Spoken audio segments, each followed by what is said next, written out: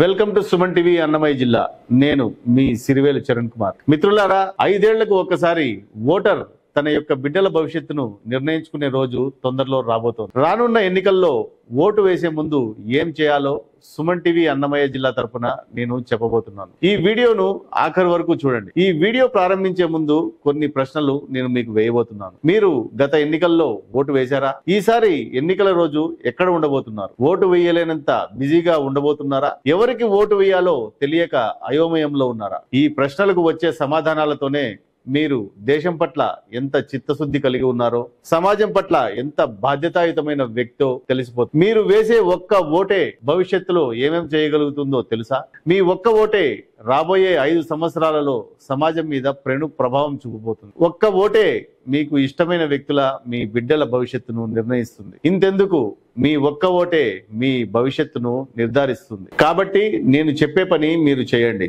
Vote ఎవరికి వేయాలో మీకు తెలిసిపోతుంది. మీ నియోజకవర్గంలోని పార్టీల పరంగా ఏ నాయకులు ఎన్నికల బరిలో ఉన్నారో తెలుసుకోండి. వాళ్ళల్లో ఎవరు నిస్వార్థంగా ప్రజాసేవ చేయాలని అనుకుంటున్నారో వాళ్ళు గతంలో చేసిన సేవా కార్యక్రమాల ద్వారా తెలుసుకోండి. ప్రజల కోసం ఎప్పుడైనా ఏ సమయంలో అయినా అందుబాటులో ఉంటారా ఉండరా అనేది అంచనా వేసుకోండి. మీరు వేయబోయే ప్రతి ఓటు మీ భవిష్యత్తు, మీ బిడ్డల భవిష్యత్తు మాత్రమే కాకుండా దేశ భవిష్యత్తును కూడా మారుస్తుంది అనే విషయాన్ని మర్చిపోకండి. మన దురదృష్టం ఏమిటంటే, ఒక నార్మల్ క్యాండిడేట్ కంటే క్రిమినల్ బ్యాక్గ్రౌండ్ ఉన్న క్యాండిడేట్ ఎలక్షన్లో గెలిచే ఛాన్స్ 3 రెట్లు ఎక్కువ అని సర్వేలు చెబుతున్నాయి. ఉదాహరణకు, association for democratic reforms survey ప్రకారం 2019లో ఎన్నికైన 539 మంది ఎంపీలలో ఏడీఆర్ రిపోర్ట్ ప్రకారం 233 మంది, అంటే 43% ఎంపీల పైన క్రిమినల్ కేసులు ఉన్నాయి. అంటే 233 మంది క్రిమినల్ బ్యాక్గ్రౌండ్ ఉన్న వ్యక్తులు పార్లమెంటులో కూర్చొని మన దేశ భవిష్యత్తును డిసైడ్ చేస్తున్నారు. ఇంతకంటే దరిద్రం ఇంకోటి ఉండదు. కేరళకు చెందిన ఒక పార్లమెంటు సభ్యుడి మీద ఏకంగా 204 క్రిమినల్ కేసులు ఉన్నాయి. విచిత్రం ఏంటో తెలుసా?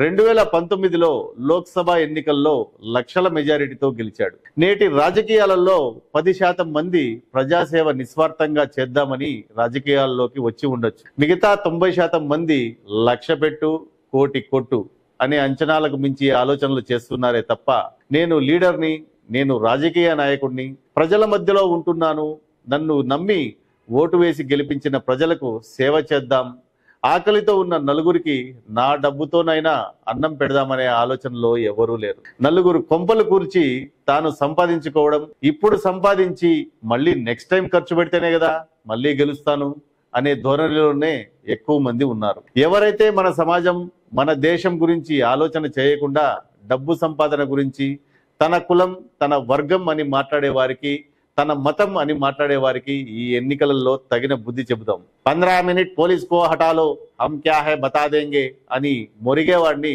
అసెంబ్లీ గేటు కూడా తాకనీయకుండా చేసిన రోజే మంచి రాజకీయ నాయకులు చట్టసభలకు వెళ్తారు. అప్పుడే అందరికీ మంచి జరుగుతుంది.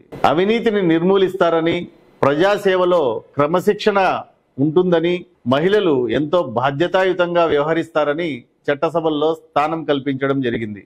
కానీ పురుషులకు ఎంత మాత్రం తీసిపోకుండా అవినీతికి పాల్పడే మహిళా రాజకీయ నాయకులు మన మధ్యలోనే ఉన్నారు. కాంట్రాక్ట్ ఇప్పిస్తా, అనుమతులు ఇప్పిస్తా అని డబ్బు తీసుకుని మోసం చేసే వాళ్ళు ఎంతోమంది మన చుట్టూనే ఉన్నారు. కానీ పదవి, మోసం చేసి సంపాదించే డబ్బు శాశ్వతం అని అనుకోవడం వారి అజ్ఞానం. దీన్ని ఆపడం మన చేతుల్లోనే ఉంది.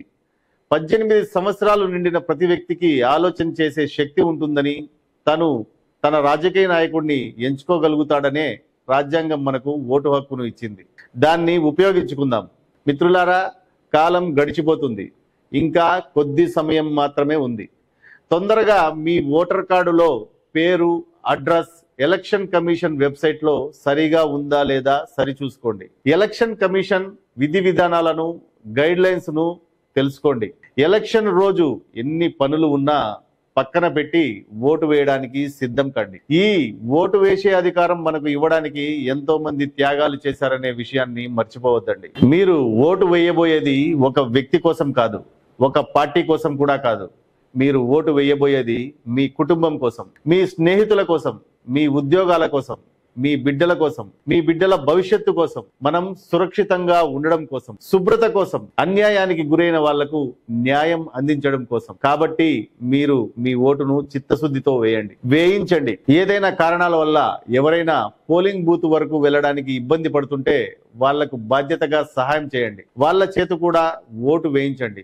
మీ ఓటును ఎవడికో భయపడి మీ జాతి కోసమో, మీ మతం కోసమో, డబ్బు కోసమో అమ్ముకోకుండా మన దేశ అభివృద్ధిని, దేశ సురక్షితను దృష్టిలో పెట్టుకుని ఓటు వేయండి. మీ ఒక్క ఓటే చరిత్రను మలుపు తిప్పొచ్చు. నేను ఒక్కడిని ఓటు వేయకపోతే ఏమవుతుందిలే అనే నిర్లక్ష్యం వద్దు.